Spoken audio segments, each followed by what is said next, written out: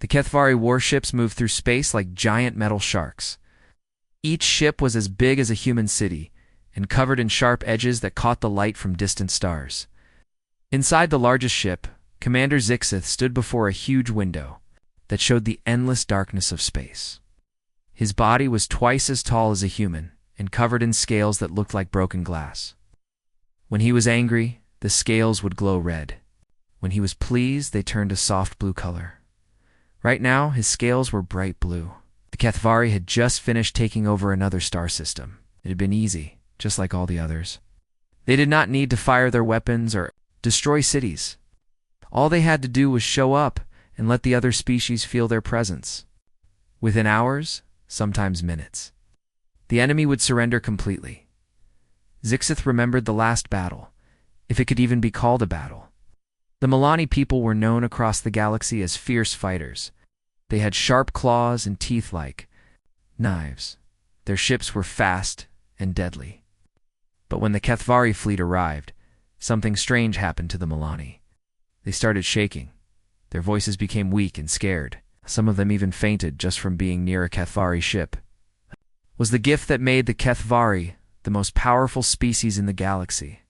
They could make other beings feel fear so strong that they could not think or fight. It was not magic or technology.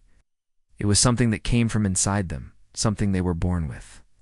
When a HFY wanted to scare someone, they would release special chemicals into the air and make sounds that hurt the brain. They would also send out thoughts that felt like ice water running through the victim's mind. No species had ever been able to resist this power. Not the strong Milani, not the smart Zephyrians, it's not even the war-loving Bratches, who lived only to fight. All of them fell to their knees when they felt the HFY presence.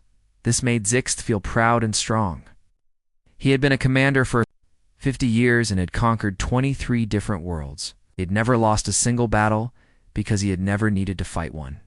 Fear was a much better weapon than any gun or bomb. A young officer walked up to Zix. Her name was Valak, and she was new to the war fleet. Her scales were still bright and clean, not yet marked by years of conquest, like Zixith's. She carried a datapad in her long fingers. "Commander," she said, bowing her head with respect. "We have received new orders from the High Command." Zix turned away from the window. His large yellow eyes focused on the young officer. "What is our next target?" he asked. Valak looked at her datapad. "A small system called Sol. It has only one inhabited planet. The species calls itself human." Zixith made a sound that was like laughter, but deeper and more threatening. "Human? What kind of name is that?" "According to our scouts, they are mammals, Commander. They walk on two legs and have no natural weapons. No claws, no fangs, no poison. They are very small, only about half our size." "Interesting," Zix said, though he did not sound very interested. "What about their technology?" "Very basic, sir. They've only just learned to travel between planets in their own system. Their weapons are primitive. Chemical explosives and simple energy beams. Nothing that could hurt our ships." Zixith's scales glowed brighter blue. This was going to be the easiest conquest of his career. Species with no natural weapons and weak technology would not last 5 minutes against HFY intimidation. He had seen similar species before. They usually surrendered so fast that his ships did not even need to enter their atmosphere. "Do they have any special abilities?" Zixith asked. It was always good to be careful, even with weak enemies. Valak checked her data pad again. "No, sir. No psychic powers. No advanced mental abilities. They seem to be ordinary mammals who got lucky and developed space travel." "How many ships do they have?" "Less than 100, Commander. All of them very small. Most are used for moving cargo, not fighting." Zixith walked back to the window and looked out at the stars.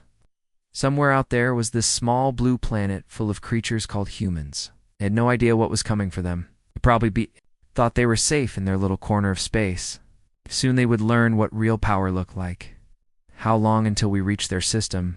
he asked. 6 days, Commander. Could send a message to all ship captains. Tell them to prepare for standard intimidation protocol. Warn them not to use full power. You do not want to accidentally kill all the humans before they can surrender. Dead slaves are no use to the Empire. Valak typed on her datapad. "Yes."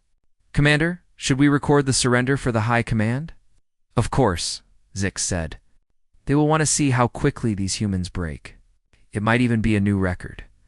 As Valak walked away to send the orders, Zix continued to stare out the window. He thought about the thousands of species that had fallen before the Kethvari. Some had tried to fight with weapons. Others had tried to hide or run away. A few had even tried to bargain or offer gifts. But in the end, they all did the same thing. They felt the Kethvari presence, and their courage turned to water. Their strength became weakness. Their hope became despair. The humans would be no different. They would feel that terrible fear creeping into their minds, and they would know that resistance was useless. They would understand that the Kethvari were their superiors in every way, and they would surrender, just like all the others. Swike's single quote smiled, showing his sharp teeth. Soon there would be another star system under Kethvari control, another species serving the Empire, another easy victory to add to his long list of conquests. He had no way of knowing that in 6 days, everything he believed about fear and power would change forever. 6 days later, the Kethvari fleet arrived at the edge of the Sol system. Their massive ships cast long shadows across the rocky asteroids that floated between planets. Commander Zix stood on the bridge of his flagship, watching the third planet grow larger on his viewing screen. It was a blue and green world covered in white clouds. It looked peaceful and quiet. Begin scanning the planet, Eek ordered his crew. I want to know everything about these humans before we make contact. The ship's sensors worked quickly. Within minutes, information began flowing across the screens. The planet had large oceans and 7 continents. Cities with millions of humans covered the land. The air was full of radio signals and electronic chatter. It seemed like a busy world, but not a dangerous one. Commander, said Officer Valak, we are detecting approximately 8 billion humans on the surface. They have thousands of cities and many different governments. 8 billion? Zixith was surprised. That was more than he expected. Are they united under one ruler? No, sir. They appear to be divided into many separate nations. Some of them seem to be fighting small wars with each other. Zixith laughed his deep, threatening laugh. Perfect. A divided species is easier to conquer. They will not be able to work together against us. There is something else, Commander, Valak said. Looking worried, our sensors show that humans have weapons that can destroy entire cities. They call them nuclear weapons. How many do they have? Thousands, sir. Enough to destroy their own planet several times over. This made Zix pause for a moment. Most species did not build weapons that could kill everyone on their world. It seemed like a strange thing to do. But then he remembered that humans were just primitive mammals.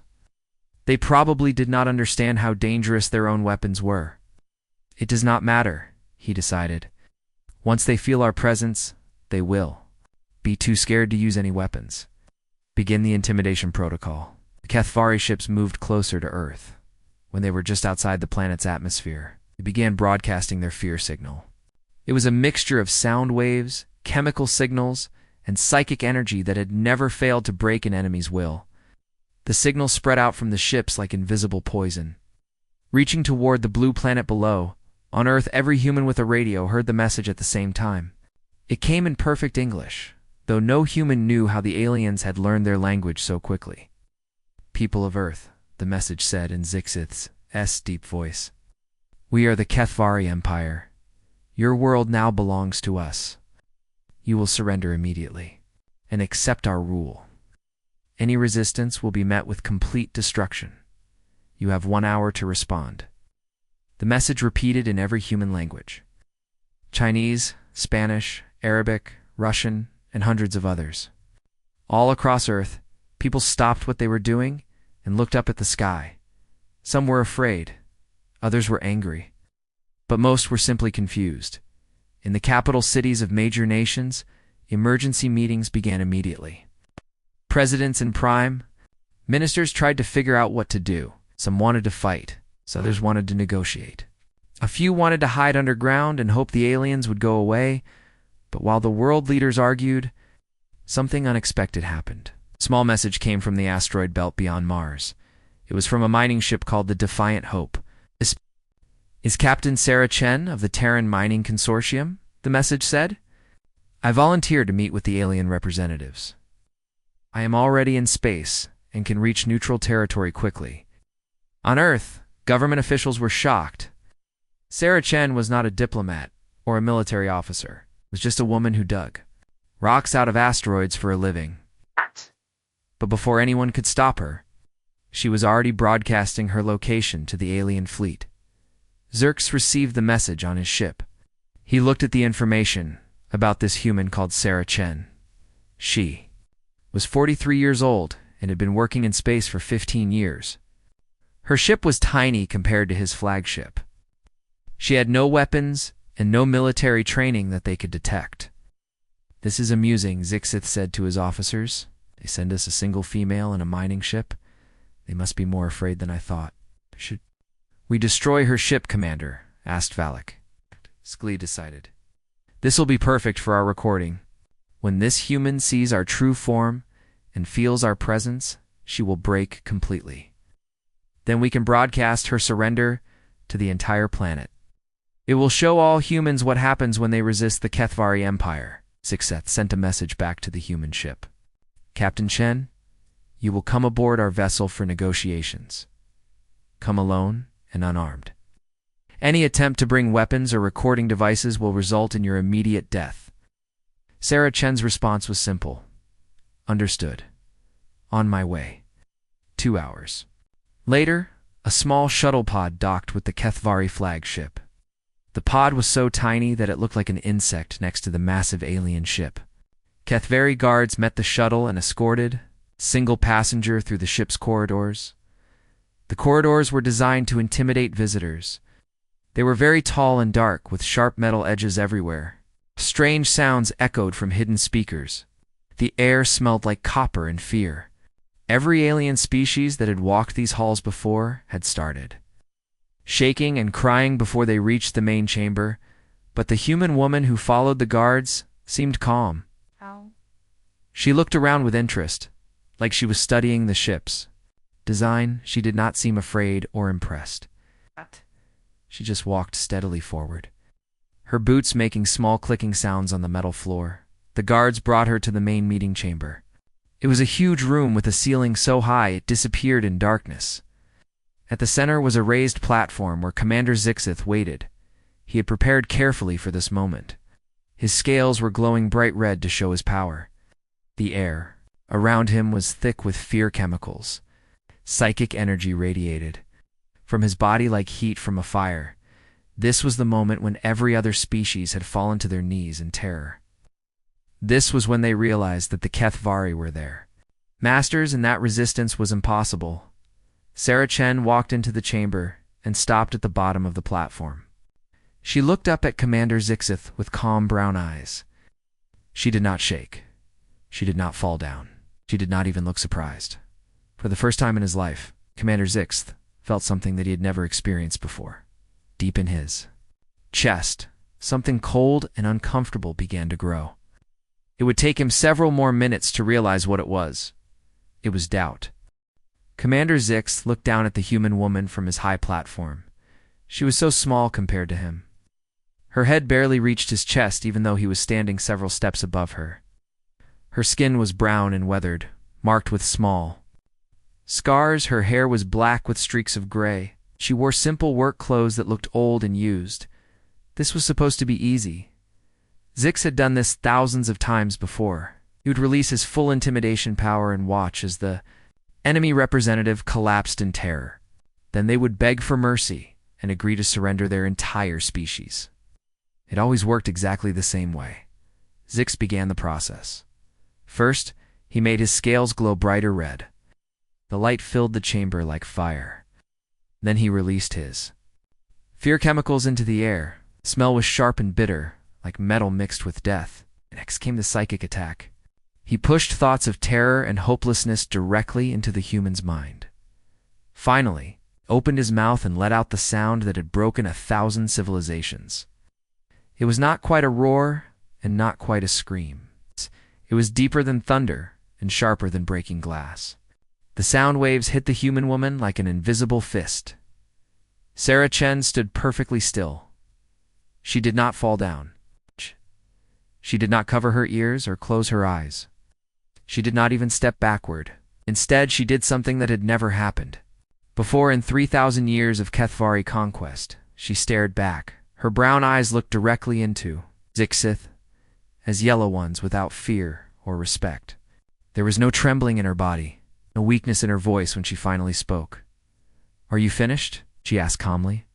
The words hit Zixith like a physical blow. He had just used every intimidation technique that the Kethvari possessed, had released enough fear energy to make an entire army surrender.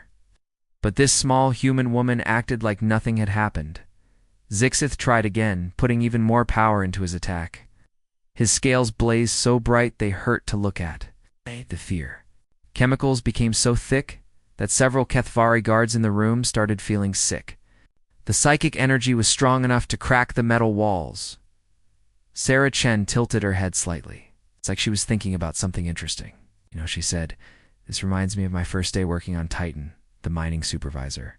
Tried to scare me too. Big guy, loud voice, lots of threats. But fear is just information, isn't it? It tells you something might be dangerous. It doesn't mean you have to run away." She took a step forward, moving closer to the platform. Several Kethvari officers instinctively stepped backward. They had never seen anyone move toward their commander during an intimidation display. "I've been scared before," Sarah continued, her voice steady and calm. "Really scared. Like when my mining rig broke down in a meteor storm and I had to fix it while rocks the size of cars were flying past my head.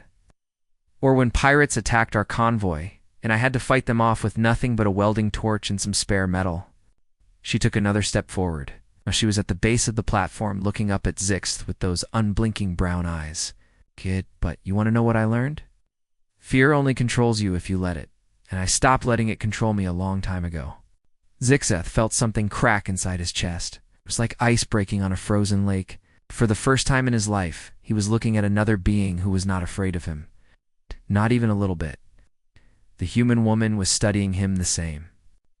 "The way she might study a broken piece of machinery, Commander," she said, and there was something in her voice that made him listen carefully. "You've built your entire empire on making people afraid.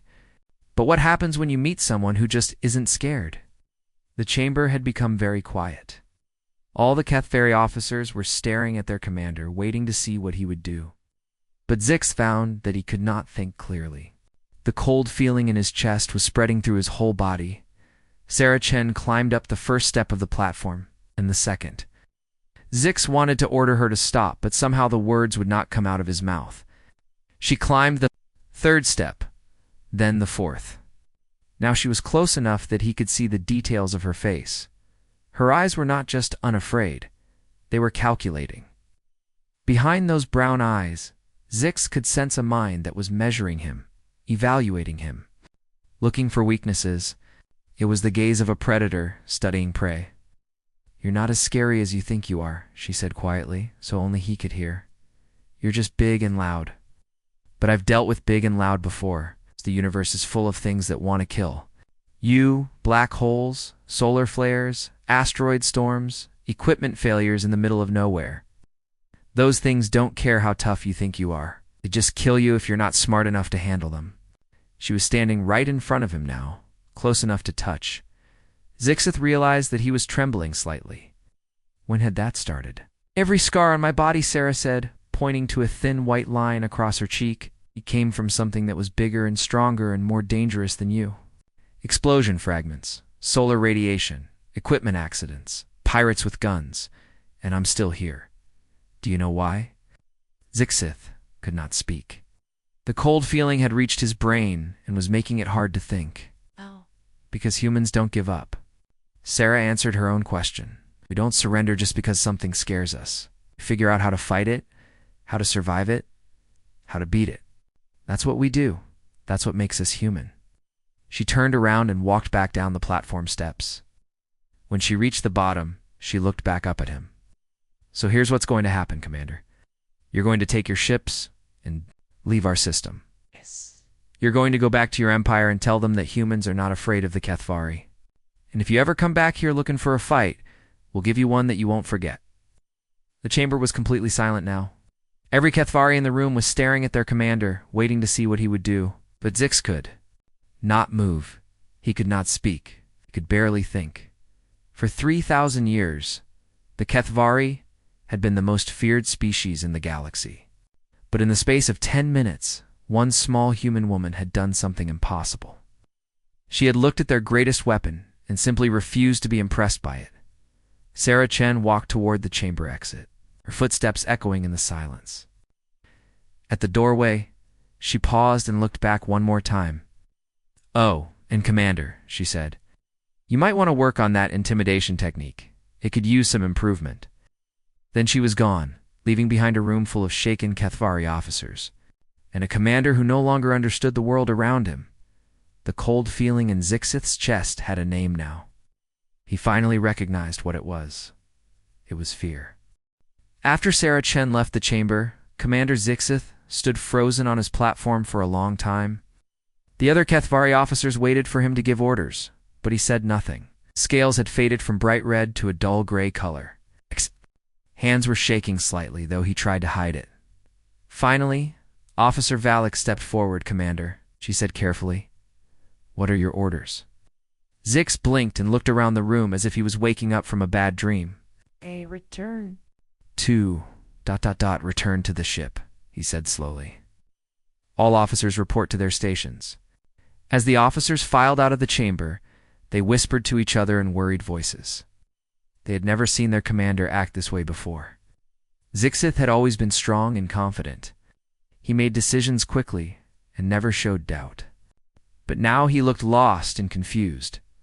Word of what happened in the meeting chamber spread through the Kethvari fleet like a disease.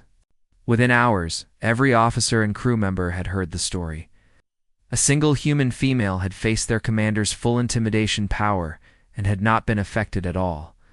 Worse than that, she had seemed completely unimpressed. The Kethvari had built their entire civilization on the belief that they were the most frightening beings in the galaxy.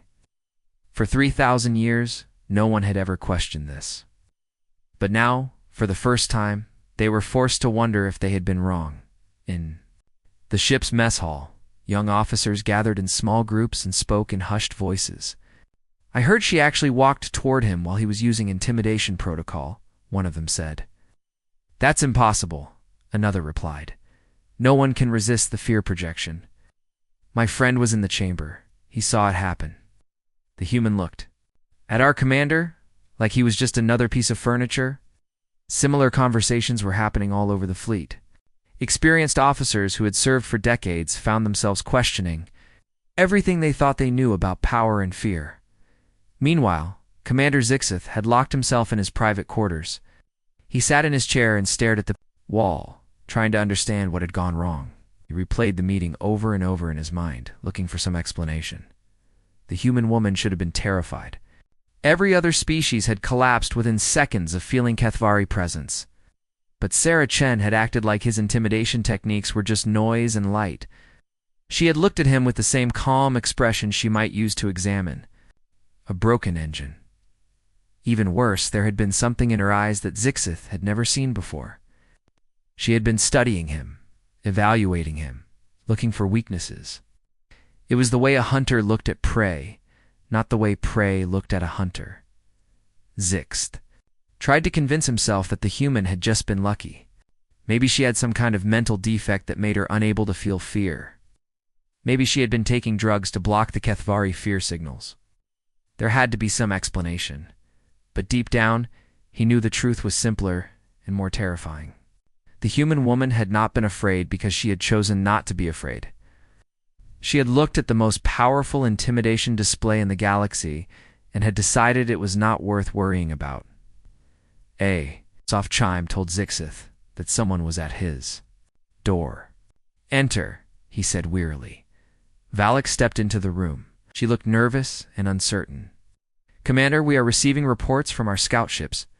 "What kind of reports?" "The humans are. They are doing something strange, sir." Zixith felt a new wave of cold fear wash over him. "Explain." "Ships are appearing throughout the system. Human ships. They are not attacking us, but they are watching us. How many ships? Dozens, sir? Maybe hundreds? They seem to be coming from asteroid, mining stations, and deep space research facilities. Most of them are small civilian vessels that have been converted for. We are not sure what they have been converted for. Zixstage stood up and walked to his viewing window. In the distance, he could see small points of light that had not been there before. Human ships, scattered throughout the solar system like stars. Are they armed? He asked. Some of them appear to have weapons, but nothing that could seriously damage our vessels. What is concerning our officers is the way they are behaving. What do you mean?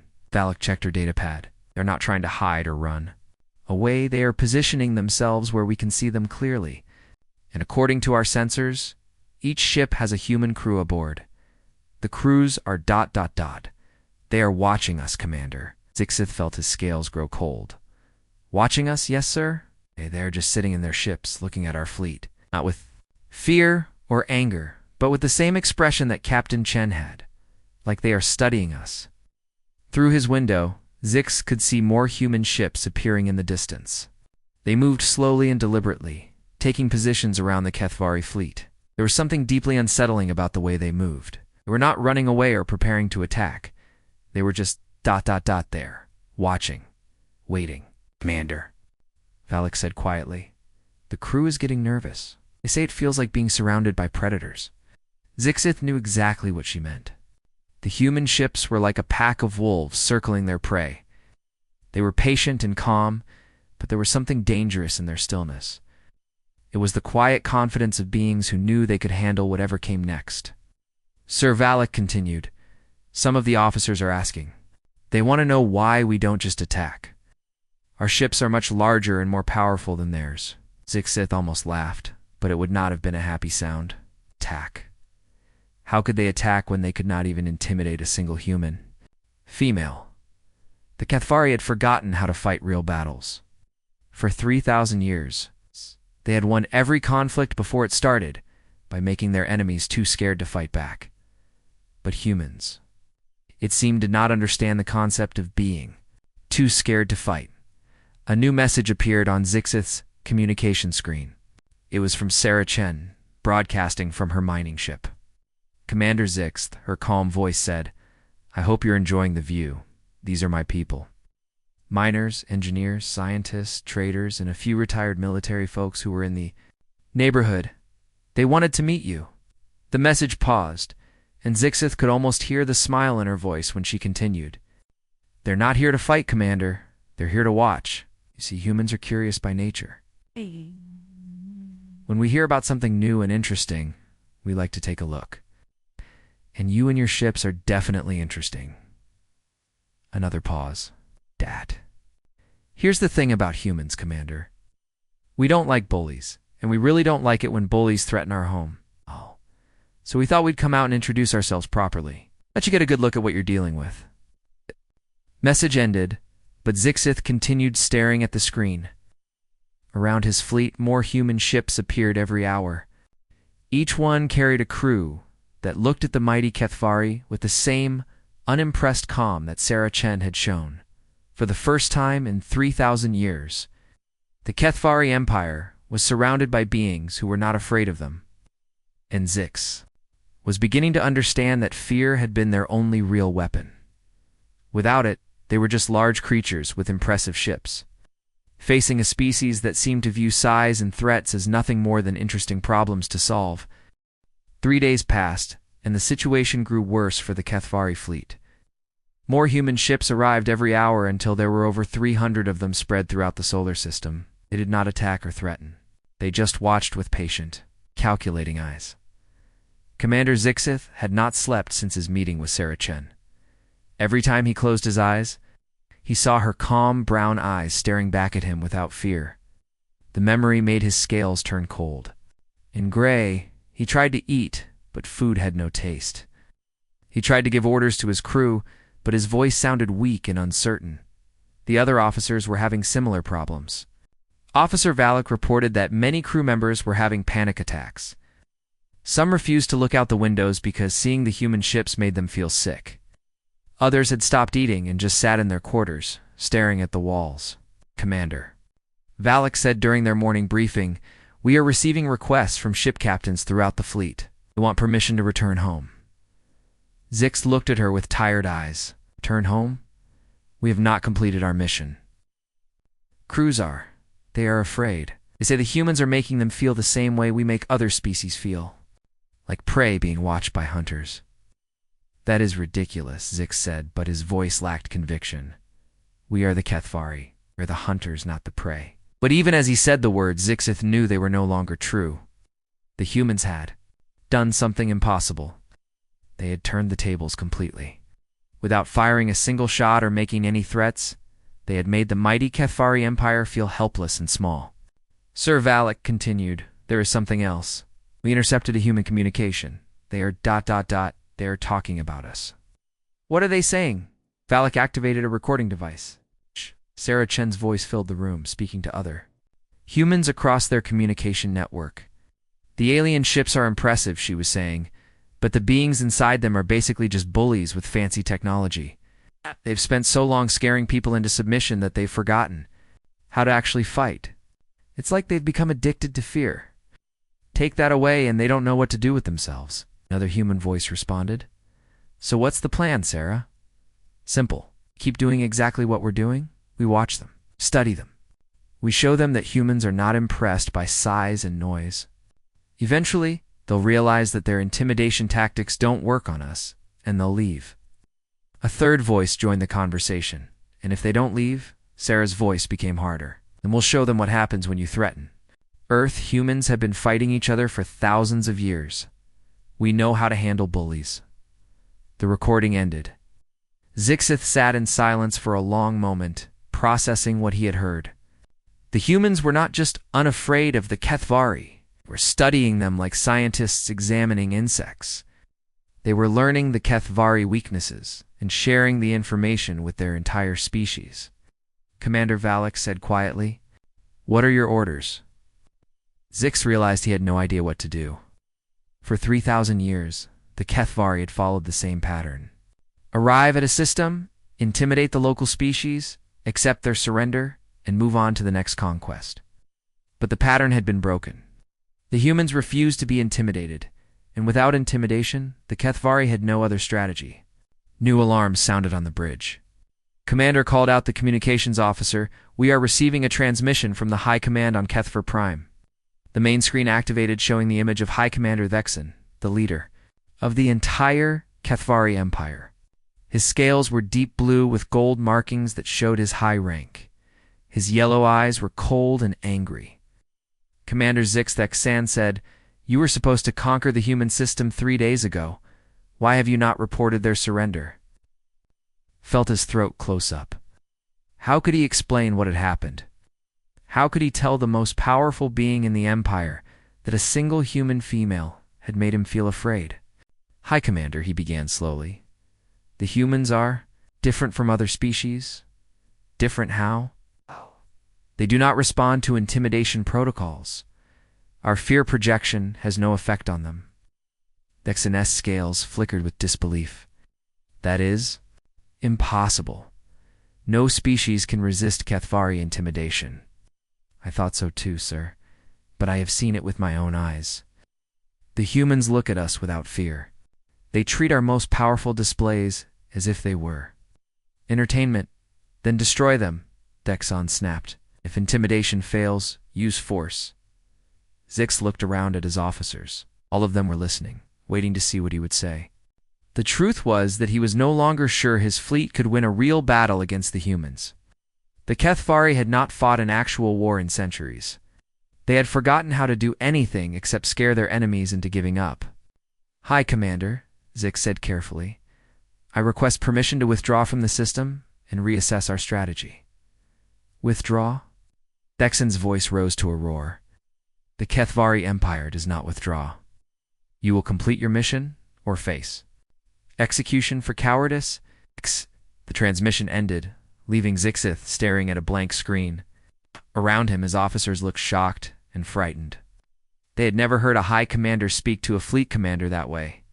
But Zixith was no longer thinking about the High Commander's threats. He was thinking about Sarah Chen's calm voice and steady eyes. He was thinking about the hundreds of human ships that surrounded his fleet, filled with crews who watched the Kethvari like predators studying prey. A new communication signal came in. This time, it was from Sarah Chen herself. Kss. She said, "I think it's time we talked again. Just you and me. No intimidation displays, no threats, no games. Just an honest conversation between two people who need to figure out how this ends." Zixith looked at his officers. They were all waiting for his decision. Some looked hopeful, others looked afraid, but all of them looked to him for leadership. For the first time in days, Zixith felt a moment of clarity. He knew what he had to do. "Prepare a shuttle," he told Valak. "I am going to meet with the human." "Captain, sir," Valak said, "the High Commander ordered you to complete the conquest." Zixith looked at her with eyes that were no longer afraid. "Officer Valak, I have served the Empire for 50 years. I have conquered 23 worlds and brought glory to our people. But I will not lead my fleet into a battle we cannot win against an enemy we do not understand." He stood up and walked toward the shuttle bay. "Tell the High Command that Commander Zixith chose wisdom over pride. And tell them that humans are not like any species we have ever encountered. They are something new, something dangerous, and something we should leave alone." An hour later, Zixith sat across from Sarah Chen in the small meeting room of her mining ship.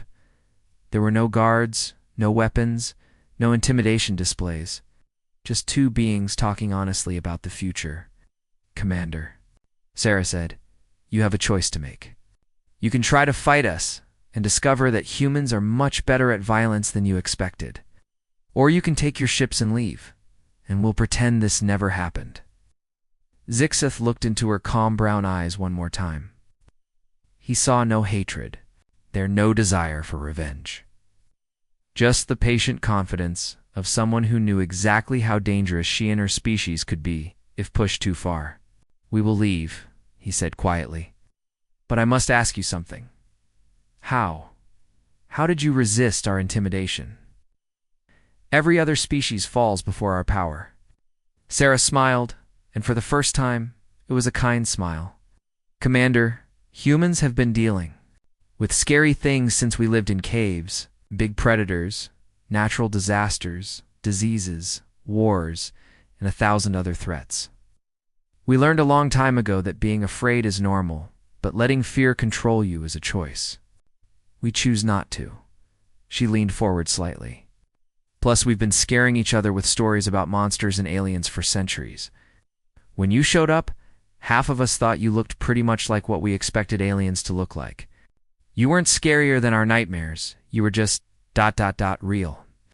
3 hours later, the Kethvari fleet left the Sol system. They did not return to their home worlds immediately. Instead, they sent a message to every conquered species in their empire. The message was simple. The Kethvari Empire no longer claims dominion over your worlds. You are free. Within a year, the Empire had collapsed completely. Some Kethvari tried to maintain control through force, but they discovered that once other species stopped being afraid of them, they were not very good at actual fighting. "Commander?"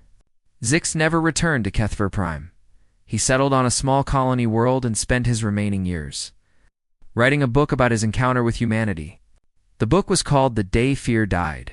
It became required reading for young Kethvari who wanted to understand how their mighty empire had fallen to a single human gaze.